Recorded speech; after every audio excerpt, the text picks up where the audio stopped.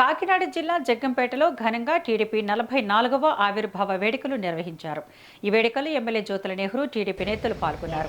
ఈ సందర్భంగా పార్టీ జెండా ఆవిష్కరించి ఎన్టీఆర్ విగ్రహాలకు నివాళులర్పించారు. ఈ మేరకు నియోజకవర్గంలో బెస్ట్ పెర్ఫార్మెన్స్ ఇస్తున్న 300 మంది టీడీపీ నేతలకు ఘనంగా సత్కరించారు. ఈ సందర్భంగా తెలుగు జాతి ఉన్నంత వరకు తెలుగుదేశం పార్టీ ప్రస్థానం కొనసాగుతోందని ఎమ్మెల్యే పేర్కొన్నారు.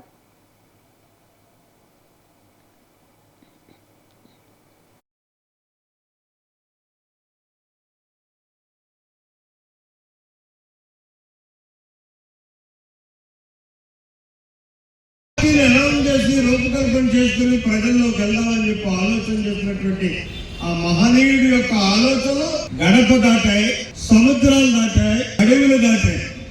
ఎక్కడెక్కడి నుంచో తరలిచ్చారు.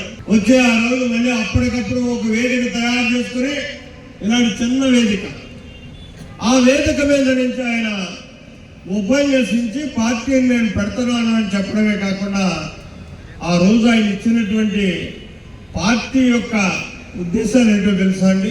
3 సూత్రాలు. ఆనాడు ఉన్నటువంటి సామాజిక పరిస్థితులకు అనుగుణంగా అన్నమో రామచంద్రాన్ని ఆర్తనాదం చేసేటటువంటి ఆర్తనాదుల కోసం కూడు పెడతాను అని చెప్పాడు. నిలువ నీడలేనటువంటి నిర్భాగ్యుల కోసం గూడిస్తానని చెప్పాడు. అలాగే కట్టుకోవడానికి ఒంటి మీద ఉన్నటువంటి గుడ్డ తప్పించి రెండో గుడ్డ ఎక్కడ దొరుకుతుందా అని చెప్పి ఆశగా ఎదురు చూసేటటువంటి స్త్రీమూర్తులకు కానీ ఆనాడు ఉన్నటువంటి అభాగ్యులకు కానీ పట్టిస్తానని చెప్పాడు. కూడు, గుడ్డ, నీడ, ఈ మూడింటితో పాటు ఆయన పార్టీ యొక్క ఎంబలం గుర్తు, ఎన్నికల గుర్తు కాదు,